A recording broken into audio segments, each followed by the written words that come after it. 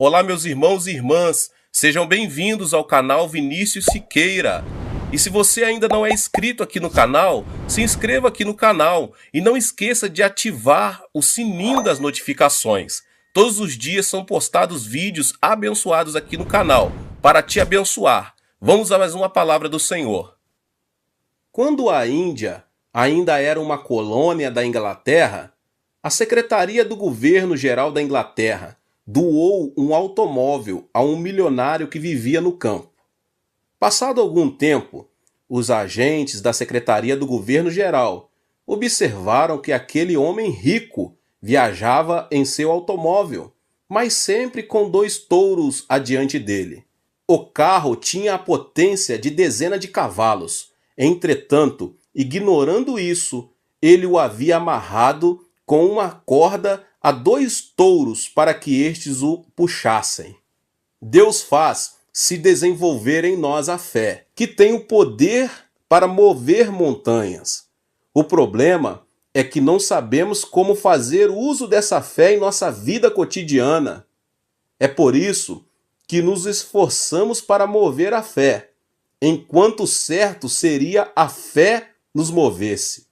É hora de confiar no poder da fé que Deus nos outorgou. Agora, como podemos usar o poder da fé? Eu quero apresentar alguns princípios descritos pela Bíblia. A fé é o princípio da visualização. Em primeiro lugar, a Bíblia declara que a fé é a certeza do que se espera.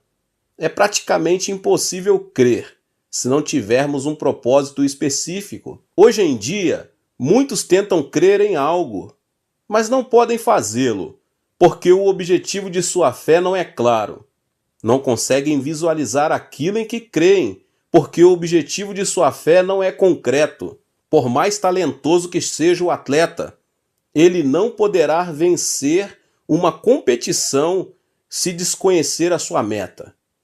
Na época em que eu comecei a frequentar o colégio, tínhamos de prestar alguns exames para entrar na escola primária.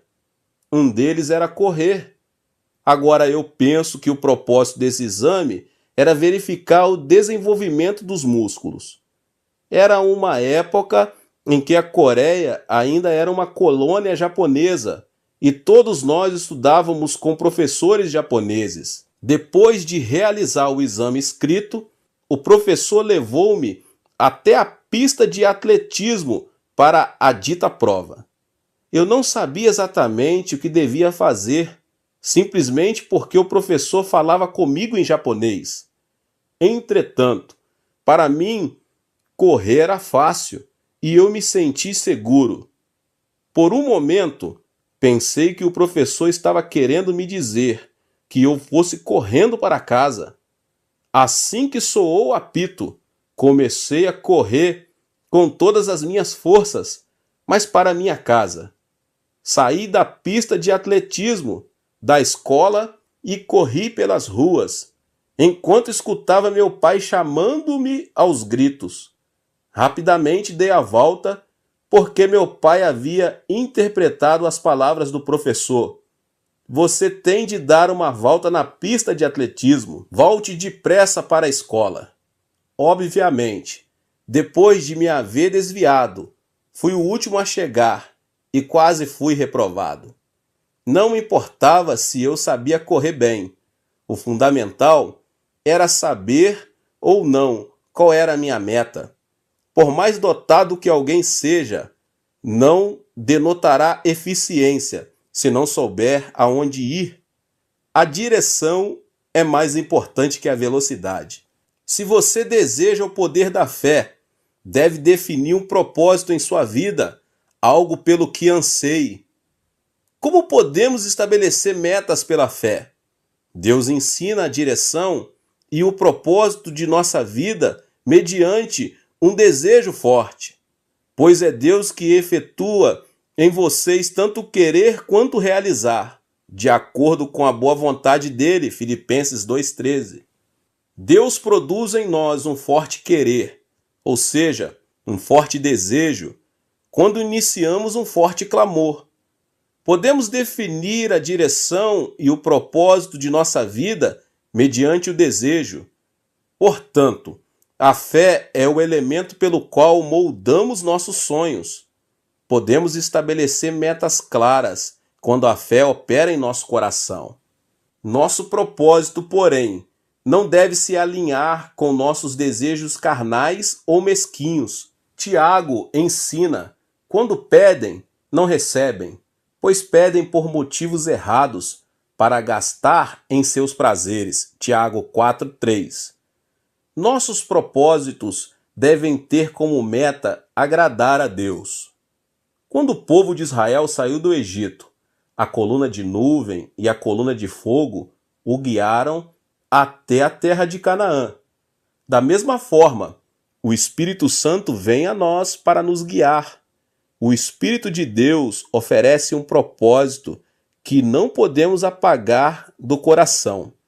Portanto, devemos nos esvaziar e esperar no Senhor em oração.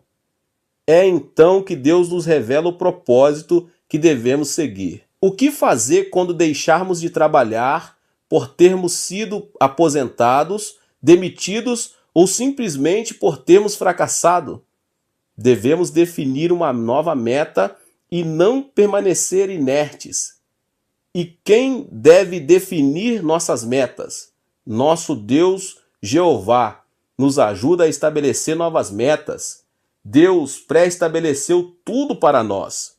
Em sua primeira carta aos Coríntios, o apóstolo Paulo ressalta: todavia, como está escrito, olho nenhum viu, ouvido nenhum ouviu, mente nenhuma imaginou que Deus preparou para aqueles que o amam. Deus preparou tudo para nós.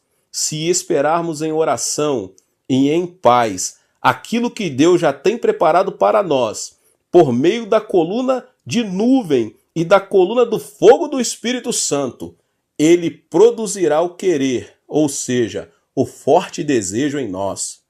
Outra maneira de descobrir nossa meta é ver qual é a porta que Deus abre para nós. E qualquer que ela seja, é preciso que saiamos correndo em sua direção. A Bíblia ensina que os filhos de Deus são guiados pelo Espírito de Deus. Isso significa que, se alguém é filho de Deus, tem o direito legal de receber a orientação do Espírito Santo. Ore ao Espírito Santo para que ele o guie em tudo. Você descobrirá em oração o caminho que Deus preparou para você. E creia que Deus não somente lhe mostra o caminho, como também o levará a seu destino.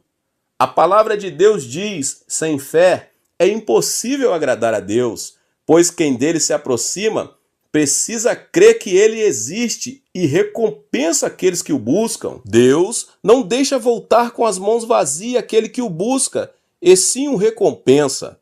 Deus é um Deus que abençoa. Portanto, devemos fixar metas claras em nossa vida.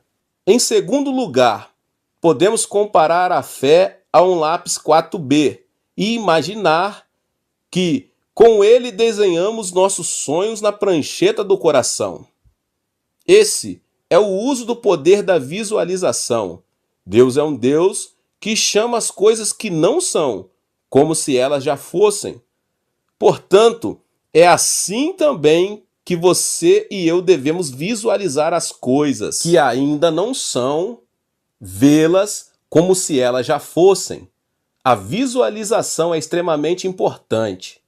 Comece a desenhar as coisas que Deus tem preparado para você, porque essa tarefa é muito importante na vida cristã.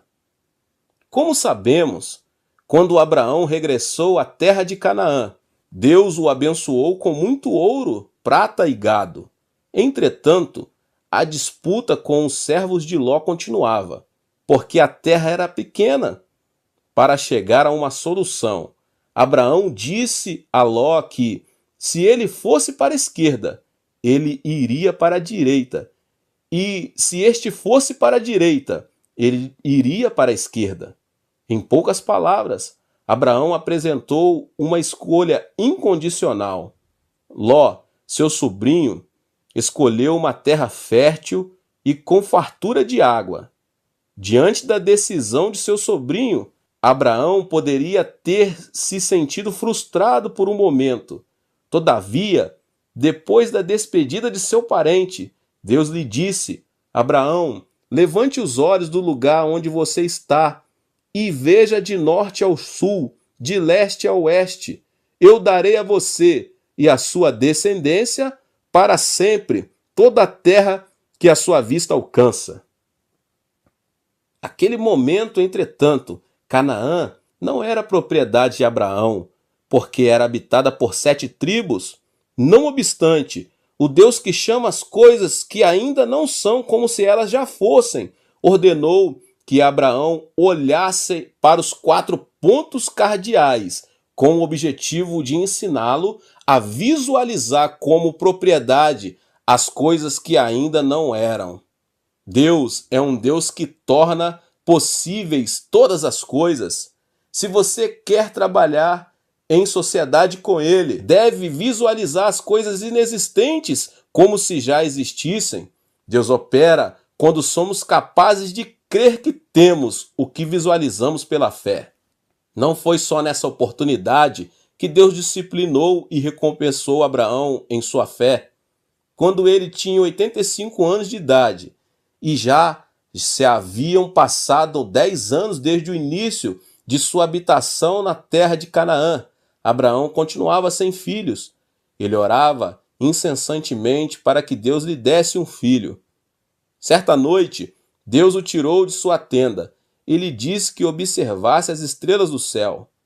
Conte as estrelas do céu. Abraão começou a contar as estrelas, até que Deus lhe disse: chega, não continue contando, porque igualmente numerosa será a sua descendência. Devemos estar atentos ao fato de Deus não ter simplesmente prometido dar-lhe muitos filhos. Abraão teria seguido Deus se ele tivesse prometido: eu darei muitos filhos a você. Observe que ele não fez isso. Deus lhe disse que contasse as estrelas numa noite muito escura. Porque Deus tirou Abraão de sua tenda e disse que ele contasse as estrelas. Há uma ordem aqui. Ou seja, primeiro era preciso visualizar, para que então a fé fosse operada. Quando o objeto da fé é real e nós o visualizamos, nossa fé é fortalecida e Deus age de acordo com ela. Ao visualizar as estrelas, Abraão pôde imaginar concretamente o que teria. Depois de ter visualizado, Abraão esqueceu-se de que tinha 85 anos e sua esposa 75. Embora sua esposa fosse estéril, ele visualizou, pela fé, um fato que sucederia acima das circunstâncias naturais. Abraão e Sara conseguiram entrar nos sonhos da 4ª dimensão, superando os limites da 3ª. A partir desse momento, ele pôde crer que seria pai de multidões. A Bíblia diz que ele creu na promessa divina. É disso que trata o princípio da visualização. Deus prometeu a Abraão uma obra sobrenatural do Espírito Santo quando ele começou a visualizar esse sonho, de dia e de noite. Agora é preciso que você visualize a cruz. Hoje em dia, muitas igrejas colocam uma cruz no fundo do púlpito. Por que isso? Por causa do princípio da visualização. O que é a cruz? A cruz nos faz lembrar de Jesus Cristo, que morreu por nós há 2000 anos. O cristão nunca deve olhar para a cruz sem nenhum sentido, e sim recordar a história que essa imagem transmite. A cruz não tem significado apenas simbólico. Ela me faz lembrar que os meus pecados foram julgados pelo sofrimento de Jesus e que eu fui liberto do pecado e do mal. Sempre que olhamos para a cruz, podemos ter a consciência de que todos os nossos pecados foram perdoados por Jesus Cristo. Devemos crer por meio da cruz. O muro que nos separava de Deus foi derrubado e agora desfrutando de comunhão com Ele, o Espírito Santo habita em nós. A fé não provém de qualquer lugar, e sim da cruz. Quando cremos que Jesus carregou nossas ansiedades, enfermidades e aflições, apesar de vez por outra passarmos por momentos de aflição em nossa vida, quando não se pode divisar nenhuma luz, é preciso que visualizemos a cruz. Devemos olhar para o Jesus da cruz, que levou todas as nossas maldições, removeu os espinhos e as ervas daninhas e acabou com a pobreza. Visualize pela fé e clame a Deus, porque o Senhor solucionará os seus problemas. Pois vocês conhecem a graça de nosso Senhor Jesus Cristo, que sendo rico, se fez pobre por amor de vocês, para que por meio de sua pobreza vocês se tornassem ricos, 2 Coríntios 8:9. Por isso devemos reivindicar que por meio de Cristo, a bênção prometida a Abraão chegará às nações. Por isso precisamos visualizar a cruz. Por meio da cruz, podemos viver a experiência de ter saído do pesadelo do nosso passado. Precisamos ter em mente que fomos libertos do velho homem e renovados mediante a cruz. Ir para o inferno deve ser algo que fique no esquecimento. Devemos visualizar Cristo, que cancelou a morte e o Hades e nos trouxe o céu e a vida eterna. Portanto, se alguém está em Cristo, é nova criação. As coisas antigas já passaram. Eis que surgiram coisas novas, 2 Coríntios 5:17.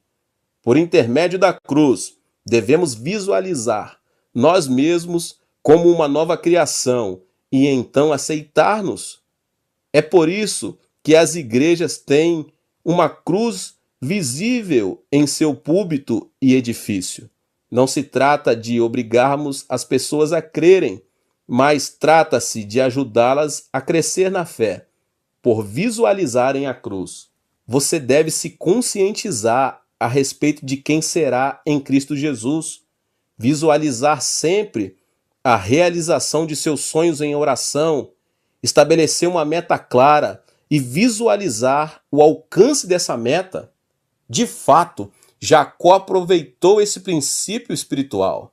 Ao ver as varas salpicadas de branco, os animais começaram a dar à luz crias salpicadas de branco. Do ponto de vista racional e da ciência atual, isso parece um conto fictício.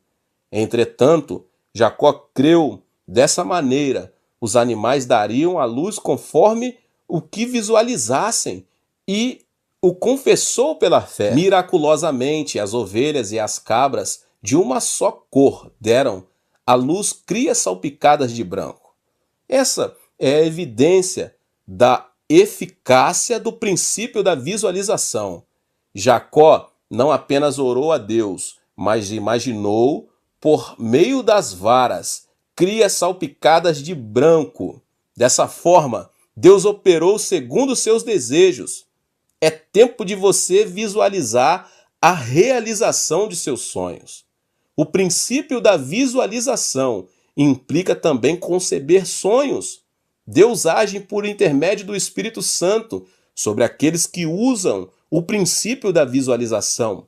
A Bíblia diz que os jovens terão visões e os velhos terão sonhos, quando o Espírito de Deus for derramado sobre a terra.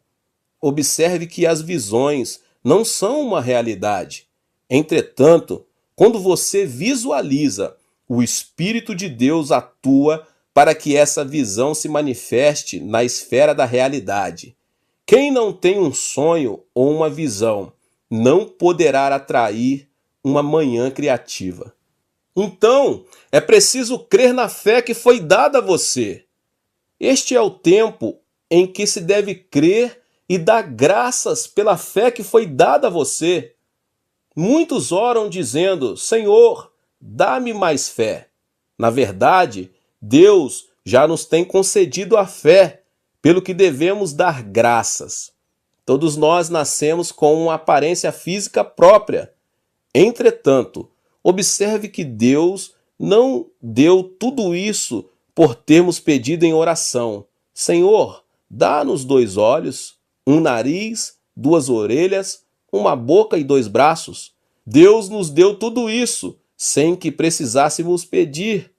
Assim, se usarmos corretamente essas características, desfrutaremos uma vida saudável e feliz. Da mesma forma, todo cristão passa a ter fé quando aceita Jesus em seu coração. O apóstolo Paulo cita: por isso, pela graça que me foi dada, digo a todos vocês, ninguém tenha de si mesmo um conceito mais elevado do que deve ter, mas ao contrário, tenha um conceito equilibrado, de acordo com a medida de fé que Deus lhe concedeu. Romanos 12:3. Deus nos deu uma medida de fé antes de nascermos. Quem deixa que essa fé se desenvolva pode experimentar um crescimento qualitativo em sua vida espiritual. Entretanto, se a pessoa não usa sua fé, esta perde sua função e se extingue. Ou seja, na vida, torna-se difícil experimentar um milagre, ainda que pequeno. Todos têm fé, portanto, devemos decidir crer ou não com a medida de fé que já temos. Se decidirmos não crer, obviamente será difícil crer. Por mais que Deus nos tenha dado certa medida de fé, se decidirmos não crer, de nada servirá a fé que recebemos. Ninguém toma a decisão por nós. Por mais que Deus insista para que creiamos, se decidirmos não crer, não alcançaremos uma resposta por parte dele. Esse é um assunto sobre o qual temos de decidir. E quando tomamos a decisão acertada, Deus permanece conosco. As pessoas vivem na dúvida, crer ou não crer. A fé não se recebe por compromisso de ninguém. Jesus realizou todo tipo de milagres, mas quem decidiu não crer acabou não crendo nele. A evidência externa, ou seja, o milagre visível, não produz fé. Entretanto, devemos decidir crer e seguir pela trilha da fé, mesmo que nossos olhos não vejam nada, nossos ouvidos não ouçam coisa alguma, ou nossas mãos não toquem em absolutamente nada. Meus irmãos e irmãs, ter fé é não se dar por vencido. Tiago recomenda: peça, porém, com fé, sem dúvida, pois aquele que duvida é semelhante à onda do mar, levada e agitada pelo vento. Não pense que tal pessoa receberá alguma coisa do Senhor, pois tem mente dividida e é instável em tudo que faz. Como a fé é algo que o Senhor já pôs em nosso coração, crer é uma questão de decisão. Por mais que o vento sopre forte do norte, do sul, do leste e do oeste, precisamos crer. Tomada uma decisão, aconteça o que acontecer, você precisa obedecer e perseverar na fé. É certo que a vida nos traz frustrações, mas esse será o tempo de abrir as páginas da sua Bíblia e ler com perseverança. Devemos também ter comunhão com homens e mulheres de fé e receber ajuda. Muitos se dão por vencidos com muita facilidade, porque não sabem que depois de um curto período de perseverança brotará o fruto. Entretanto, os que esperam no socorro de Jeová conseguem ver a glória de Deus pela fé.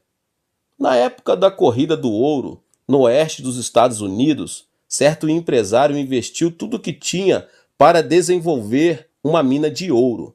Entretanto, não conseguiu encontrar nada, mesmo nos lugares onde se afirmava haver grandes depósitos de ouro. As pessoas à sua volta começaram a se mostrar frustradas e falar contra ele. Tudo isso o levou ao desespero, a ponto de não poder mais resistir. Vendeu todas as máquinas e a mina de ouro por um preço muito baixo, quase de graça. Ironicamente, a pessoa que comprou a mina descobriu uma grande jazida de ouro depois de cavar apenas 10 metros. Se o empresário que vendeu a mina tivesse persistido um pouco mais, teria descoberto o que tanto esperava. Infelizmente, ele se deu por vencido, quando o êxito estava a um passo dele. Algo semelhante ocorre com Deus e nossa fé. Encontramos-nos a um passo de ver um milagre. Entretanto, de modo geral, nós nos damos por vencidos e abandonamos tudo antes de atingir a meta. Assim como a escuridão é mais acentuada exatamente antes de o sol raiar no horizonte, a frustração apresenta-se quase intolerante exatamente antes de atingirmos nossa meta. Nessas ocasiões, você deve ter certeza de que um novo dia de esperança está se aproximando.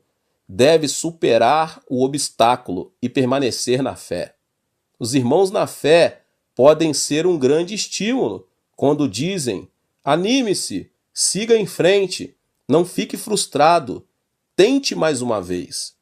Os que se encontram sós e isolados sentem uma dupla aflição, porque não encontram pessoas que o acompanhem numa luta. É bom que 2 ou 3 se juntem em fé.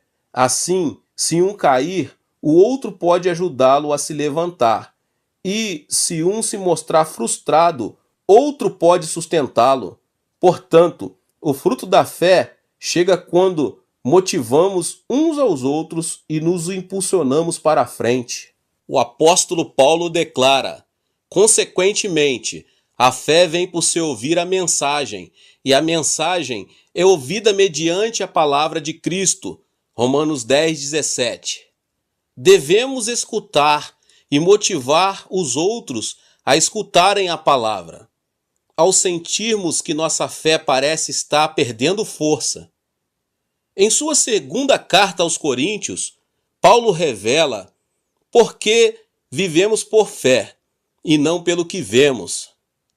Portanto, ao vacilarmos, frustrados por aquilo que vemos, é necessário que as pessoas ao nosso redor nos estimulem na fé. O escritor aos Hebreus reitera uma declaração do Senhor ao profeta: mas o meu justo viverá pela fé, e se retroceder, não me agradarei dele. Portanto, devemos aumentar nossa fé, para que Deus nos dê vida eterna e se agrade de nós. Se você creu, então deve crer até o fim. Caso você venha a abandonar a fé, possivelmente isso será pior do que se não houvesse crido. O diabo não pretende devorar quem não crê, porque sabe que sua comida já está reservada ao seu lado. O alimento que o diabo pretende devorar são os crentes. Se alguém abandona a fé, o diabo interfere com um espírito imundo, com o objetivo de impedir que ele volte a crer e, consequentemente, não receber a bênção divina. Entretanto, se preservamos a nossa fé com perseverança e a confessarmos com intrepidez, Deus habitará em nós para sempre. A confissão de fé opera o milagre. A confissão de fé faz que nossa fé não vacile. Ao contrário, leva a ser fortalecida. É fundamental que, mediante a confissão da palavra, você tenha uma fé firme e segura. Nosso Deus não disse a Abraão que apenas olhasse para as estrelas. Ele mudou seu nome quando ele estava com 99 anos de idade. Isso significa que, da mesma forma que era necessária a fé para visualizar o que o Senhor lhe prometia, o momento era de confissão com a boca.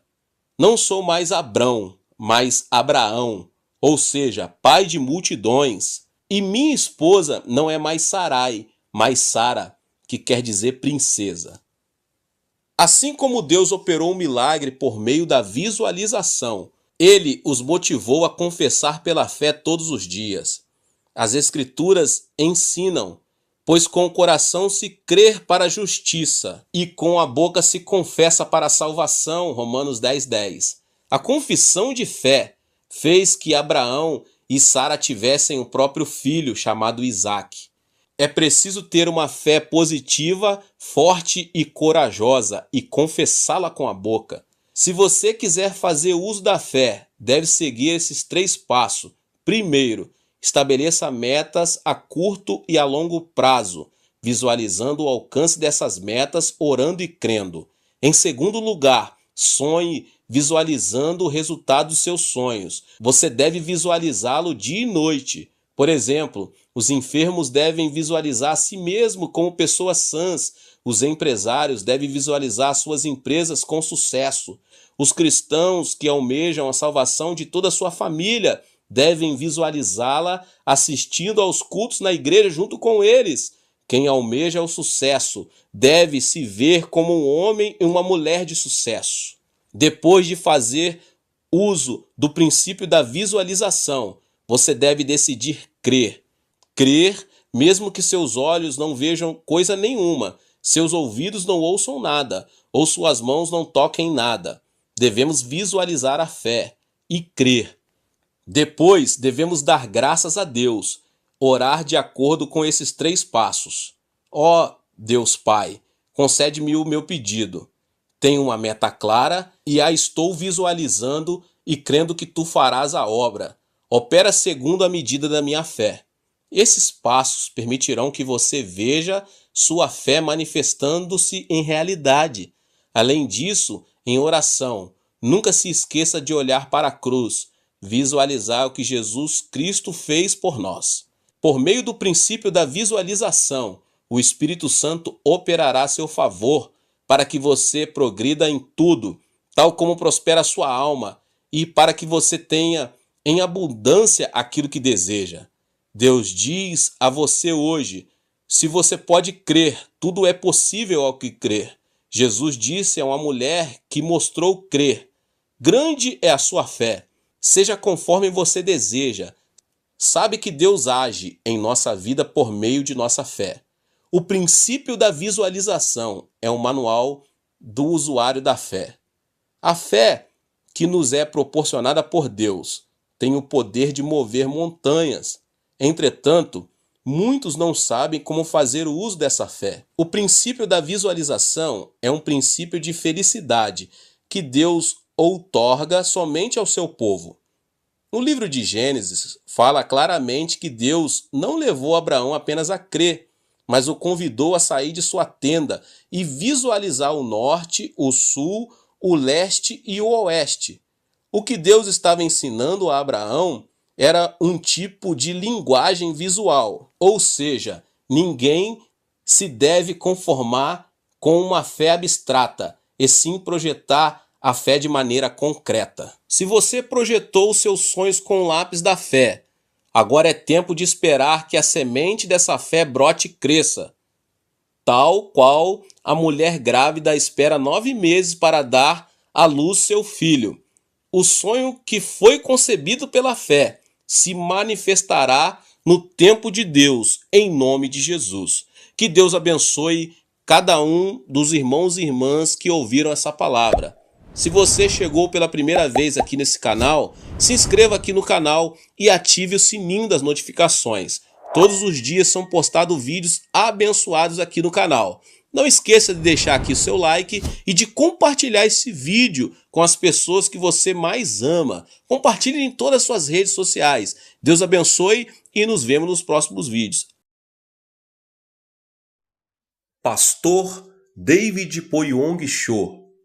Em Romanos, no capítulo 4, nos versos 19 ao 22, diz assim: sem se enfraquecer na fé, reconheceu que o seu corpo estava sem vitalidade, pois já constava há cerca de 100 anos de idade, e que também o ventre de Sara já estava sem vigor.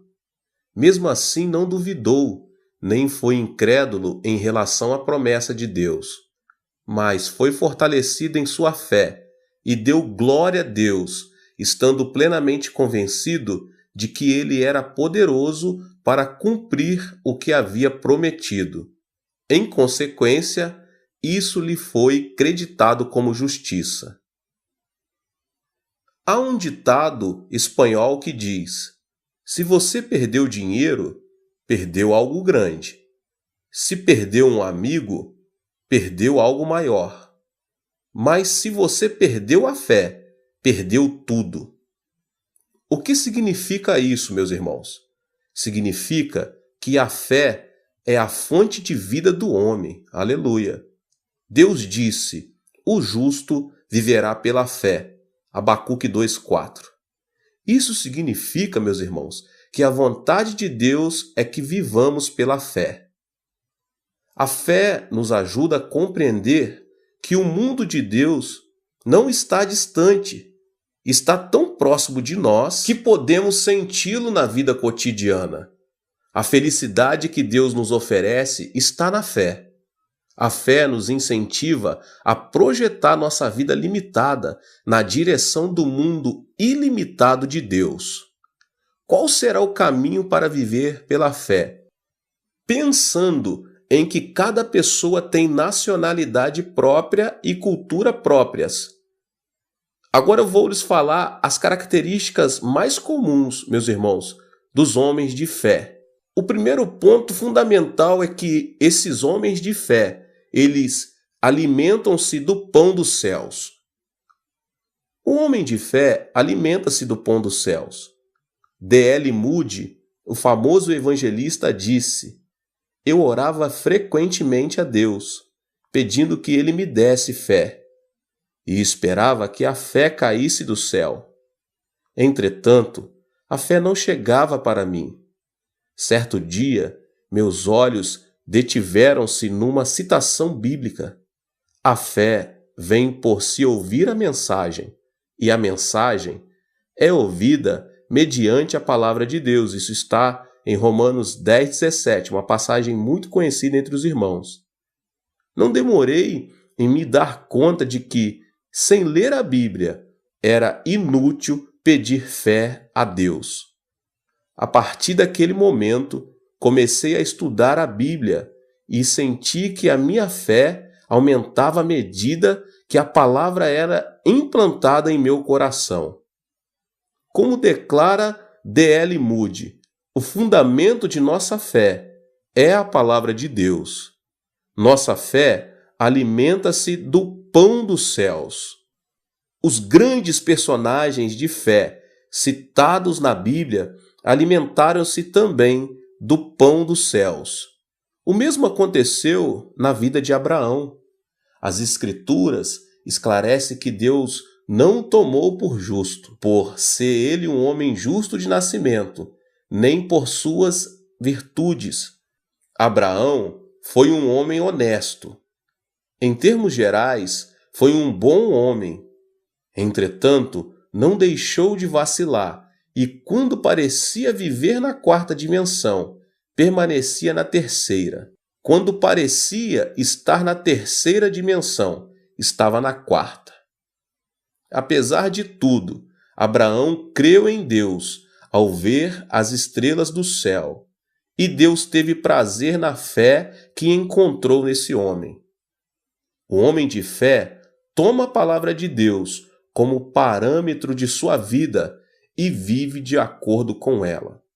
A palavra de Deus é a matéria da fé. No Egito, Israel ganhava o pão de cada dia com o próprio esforço. E, quando os israelitas viviam da colheita, tiravam proveito do rio Nilo e plantavam sementes. Em poucas palavras, a vida do Egito era planejar, trabalhar e esforçar-se humanamente com o objetivo de ganhar o pão de cada dia. Apesar disso, ao saírem do Egito, sob a liderança de Moisés, não havia como viver pelo esforço humano. As características mostravam que não havia água, terra nem semente para plantar. Era um deserto desabitado. Por isso, os israelitas não tinham outra coisa a fazer senão simplesmente olhar para cima, olhar para o alto. Não podiam viver olhando para si mesmos ou para as circunstâncias. Não havia outra saída a não ser o céu. e a única coisa que se ouvia do céu era a palavra de Deus. A sobrevivência dependia da palavra de Deus e da fé que mostravam ter no poder divino. No Egito, Israel viveu pelas próprias forças e métodos, mas no deserto, aquele povo não podia viver senão pela palavra de Deus. Disse, porém, o Senhor a Moisés: Eu lhes farei chover pão do céu. O povo sairá e colherá diariamente a porção necessária para aquele dia. Com isso, os porei à prova, para ver se seguem ou não as minhas instruções. Isso está em Êxodo 16, 4.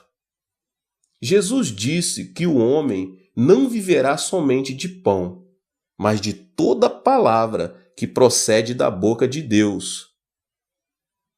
No livro de João, no capítulo 1, no verso 1, diz: No princípio era o Verbo, e o Verbo estava com Deus, e o Verbo era Deus. Ou seja, viver pela palavra de Deus não é outra coisa senão viver por Deus. Viver pela palavra significa viver por Deus, por seu poder e graça, não pelo esforço humano. Um outro ponto que eu quero vos falar é que você precisa decidir crer. A cada momento, o homem de fé deve tomar a fé oferecida por Deus e torná-la sua. A fé é o canal que nos permite conseguir a espiritualidade da quarta dimensão e experimentar a presença e o poder de Deus em nossa vida. O importante é que, para termos acesso ao mundo da quarta dimensão, primeiramente, devemos aceitar a realidade de que não podemos aperfeiçoar e melhorar o nível de nossa fé. Para ter acesso à quarta dimensão, devemos reconhecer que a nossa fé não é uma emoção, nem um destino, e sim uma decisão. A fé é uma decisão tomada quando a pessoa defronta com a pergunta: crer ou não crer? De maneira nenhuma, a fé é uma área na qual entra em jogo a emoção. Ainda que a emoção possa ser grande, ajuda na vida cristã, devemos entender que a fé não é emoção, e sim uma questão de decisão. Se a fé fosse emoção, por que Jesus teria repreendido seus discípulos ao dizer: vocês não têm fé? Se a fé fosse emoção, quando não sentirmos arder um fogo em nosso coração, deveríamos afirmar que não temos fé.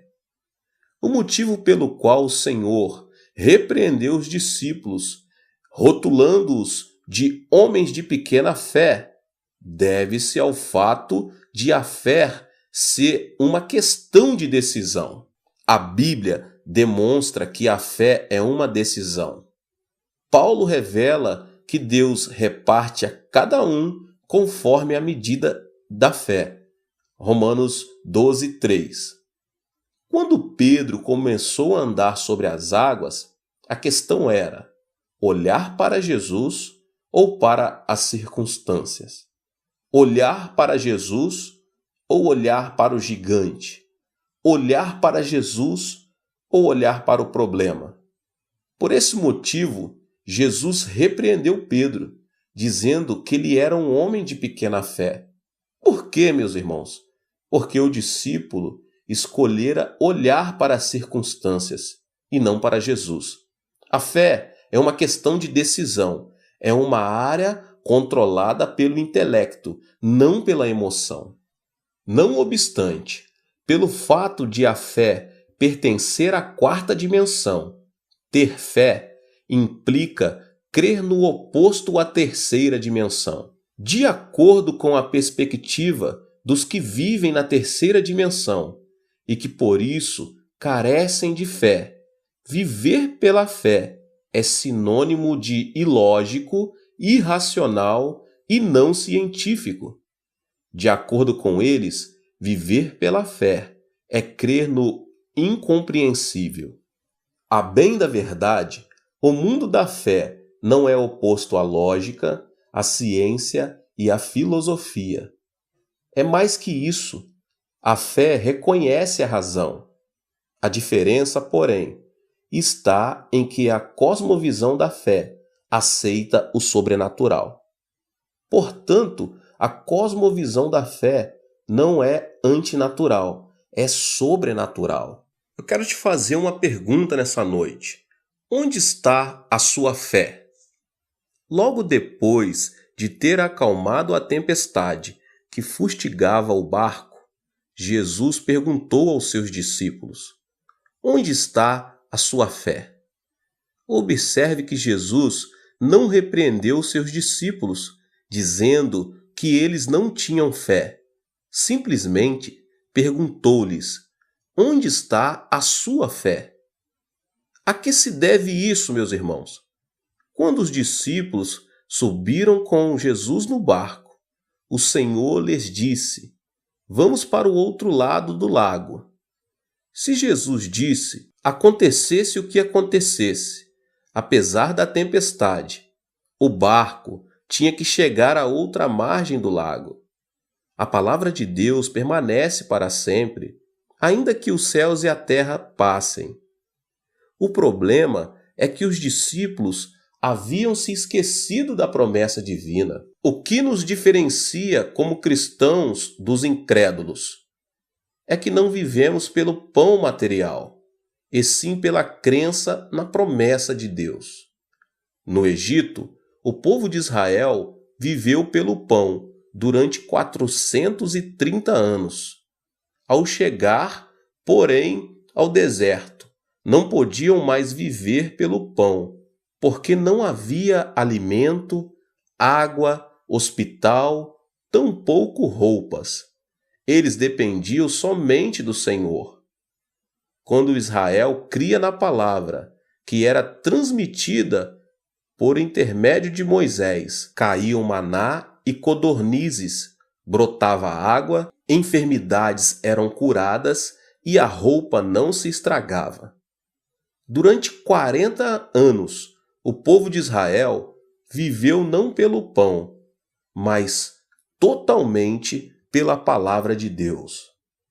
Da mesma forma, os cristãos de hoje devem reconhecer que vivem num mundo dentro de outro mundo.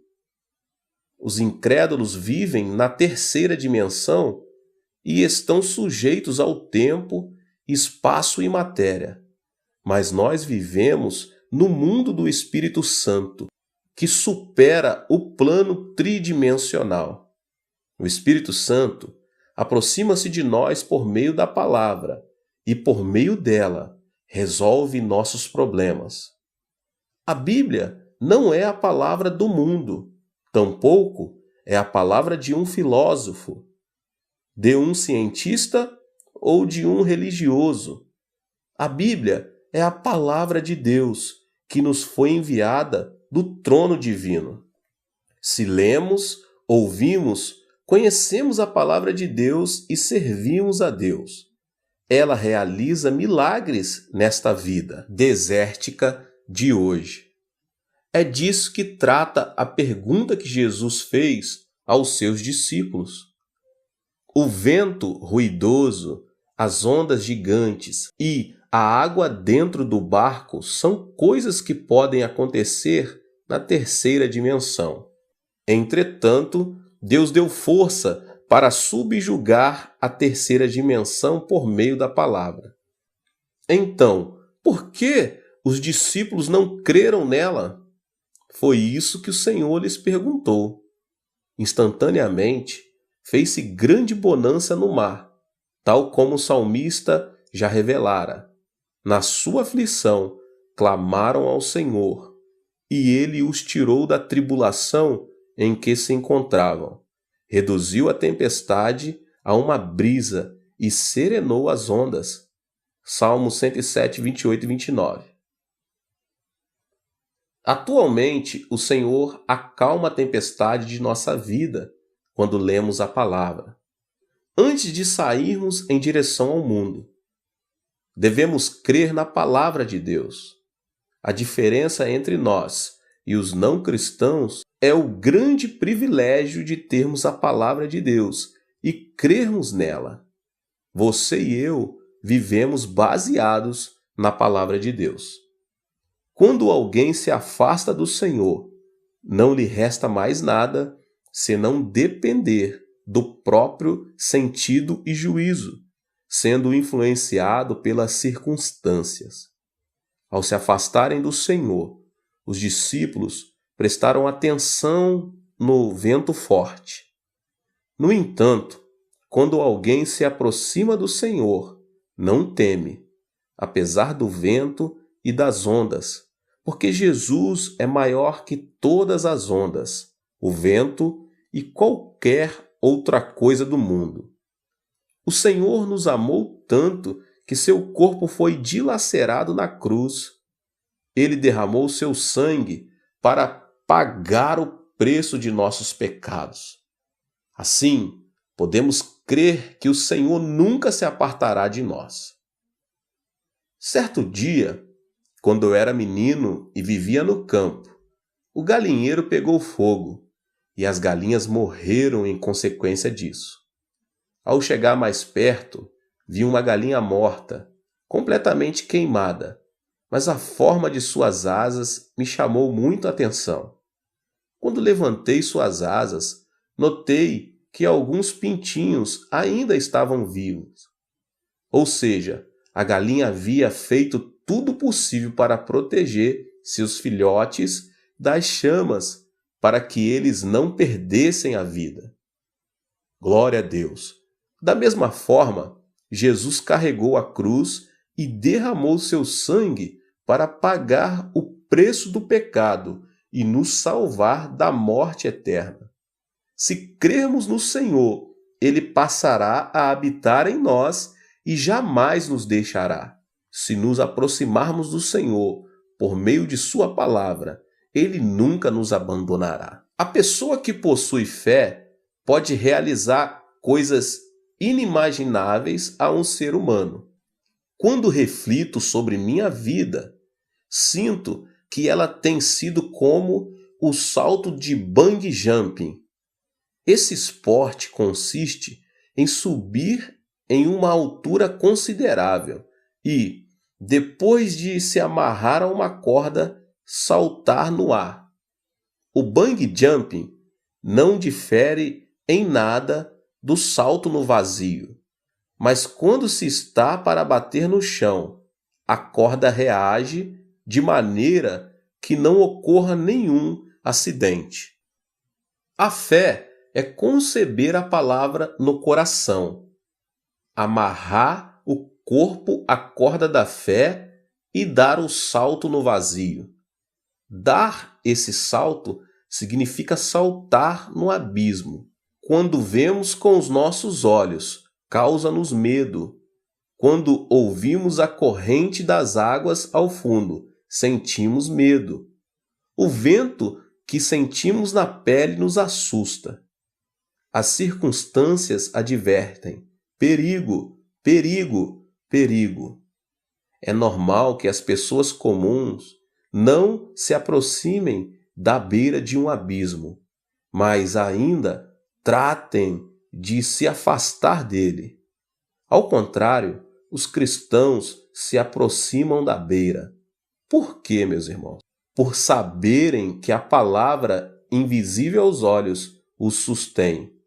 Estão conscientes de que, apesar de se atirarem ao vazio, a corda reagirá de maneira que não baterão no chão, mas no momento exato, ela os sustentará. Essa é a razão por que pratica o bungee jump pela fé. Sinceramente, não é que a fé nos sustenta com base em um princípio. Nossos olhos não veem, nossos ouvidos não ouvem, nossas mãos não apalpam evidência nenhuma. O caminho é escuro. Entretanto, podemos saltar no vazio, porque estamos amarrados à corda da palavra de Deus. Assim, sem iniciar uma aventura de fé, é impossível converter-se numa pessoa de fé. Meus irmãos, Davi era um homem de fé. Davi foi um homem ousado. Era jovem e apacentava as ovelhas de seu pai. Lutava contra leões e ursos. Como é possível, meus irmãos, um jovem de apenas 17 anos de idade lutar contra esses animais selvagens com tanta coragem? Se não fosse por acreditar que Deus estava com ele, isso não teria sido possível. Por outro lado, se tivesse lutado sem fé, apenas se arriscaria e, em vão, colocaria a vida em risco. Entretanto, como Davi tinha certeza de que Deus estava com ele, pôde vencer os leões e os ursos selvagens. Ao ser confrontado por Saul, Davi disse-lhe: "Teu servo toma conta das ovelhas de seu pai. Quando aparece um leão ou um urso e leva uma ovelha do rebanho, eu vou atrás dele, dou-lhe golpes e livro a ovelha de sua boca. Quando se vira contra mim, eu pego pela juba e lhe dou golpes até matá-lo." 1 Samuel 17, 34, 35. A luta contra Golias tampouco deixou de ser uma ousadia. O rei Saul já havia se acovardado e todo o povo de Israel, que até aquele momento cantava vitória, estava atemorizado. Foi quando apareceu um jovem chamado Davi. Lutar contra Golias, principalmente quando os experientes em guerra haviam desistido, era sem dúvida uma aventura muito perigosa. Davi mesmo pensava que não tinha nada para oferecer. Sua estatura, seu peso, sua experiência em guerra, tudo sinalizava de que não havia motivo para se confiar nele. Entretanto, a razão por que Davi pôde se lançar no vazio foi a condição de que Deus estava com ele. Por trás da cena estava Saul, que cria em Deus, mas não se atrevia a se arriscar. Tampouco os guerreiros de Israel. Assim, nada acontecia. É preciso uma fé que supere as circunstâncias para podermos ver a obra de Deus. Ao praticar o bang jump da fé, Davi disse: "Teu servo pôde matar um leão e um urso. Esse filisteu incircunciso será como um deles, pois desafiou os exércitos do Deus vivo." 1 Samuel 17, 36. Quando Golias o menosprezou, Davi, porém, disse ao filisteu: "Você vem contra mim com espada, com lança e com dardos, mas eu vou contra você em nome do Senhor dos Exércitos, o Deus dos exércitos de Israel, a quem você desafiou." 1 Samuel 17, 45. Davi nunca havia visto Deus. Tal como nos acontece, Davi também não sabia se Deus existia ou não. Não havia uma forma de vê-lo, de ouvi-lo ou de tocá-lo. Entretanto, Davi decidiu crer, porque creu na promessa divina. Que promessa? A promessa da circuncisão. Deus dera a Israel a circuncisão como sinal de que estaria sempre com esse povo. Entretanto, temos uma promessa maior que a circuncisão. É a promessa firmada graças ao sangue da cruz de Jesus Cristo. O cristão é aquele que crê na promessa da cruz de Jesus Cristo. Deus está com as pessoas que creem e confiam no sangue de Jesus. Se Davi que cria na promessa da circuncisão, atreveu-se a arriscar pela fé, quanto mais nós, que temos a promessa do sangue de Jesus. Devemos nos lembrar de que, se nos negarmos a assumir o risco, da mesma forma, Deus não atuará em nosso favor. Pedro também é um homem de fé. Pedro estava lavando as redes, pois não havia pescado durante a noite toda. Jesus pediu-lhe que lhe emprestasse o barco por um instante. Ao pregar a palavra de Deus, quase ao nascer do sol, Jesus disse-lhe que fosse pescar ao largo do lago. A água do mar da Galileia era tão límpida que os peixes subiam durante a noite e, com o nascer do sol, desciam bem ao fundo, o que significava que lançar a rede de nada adiantaria. Portanto, pescar de manhã cedo, com o sol no horizonte, era uma atitude ilógica. A palavra de Jesus foi incompreensível. Entretanto, Pedro olhou fixamente nos olhos de Jesus e notou a seriedade do assunto e a autoridade do Mestre. E disse: pesquei durante a noite toda, mas por tua palavra lançarei a rede. É disso que trata a aventura da fé. Todos os colegas riram de Pedro ao vê-lo fazer-se ao mar junto com Jesus. Esse homem está louco. Como é possível? Se todos sabemos que não podemos pescar durante a noite toda, quanto menos com o sol nascendo. Será impossível. Essa é a aventura mais doida que já vi em toda a minha vida. Apesar do murmúrio, Pedro conseguiu pescar tanto que a rede estava a ponto de romper-se. Ao ver que não conseguia trazer o barco sozinho, pediu ajuda para os seus colegas. Veja o que está relatado em Lucas, no capítulo 5, os versos 4, 5 e 6. Tendo acabado de falar, disse a Simão: vá para onde estão as águas mais fundas, e a todos lancem as redes para a pesca. Simão respondeu: mestre, esforçamo-nos a noite inteira e não pegamos nada. Mas, porque és tu quem está dizendo isto, vou lançar as redes. Quando o fizeram, pegaram tal quantidade de peixes que as redes começaram a rasgar-se. Como Pedro se converteu no discípulo sucessor de Jesus? Por que ele é conhecido como o apóstolo dos apóstolos? Por sua fé notável. Pedro foi um homem que, diferentemente dos outros discípulos, aventurava-se continuamente na fé. Embora não vendo nada, não ouvindo nada, nem tocando em nenhuma evidência, tomava a decisão de se aventurar na fé. Como sabemos, certa ocasião em que os discípulos tomaram o barco para atravessar para o outro lado, Jesus não os acompanhou. Eles foram surpreendidos por uma grande tempestade e tiveram de remar com muita dificuldade. Foi então que Jesus aproximou-se deles, como uma luz resplandecente.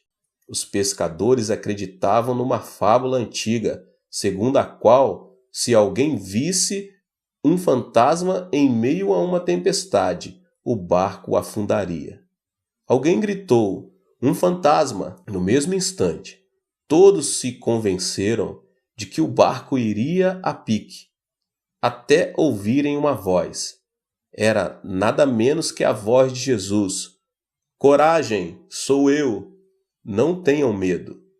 Senhor, disse Pedro, se és tu, manda-me ir ao teu encontro sobre as águas. Venha, respondeu ele.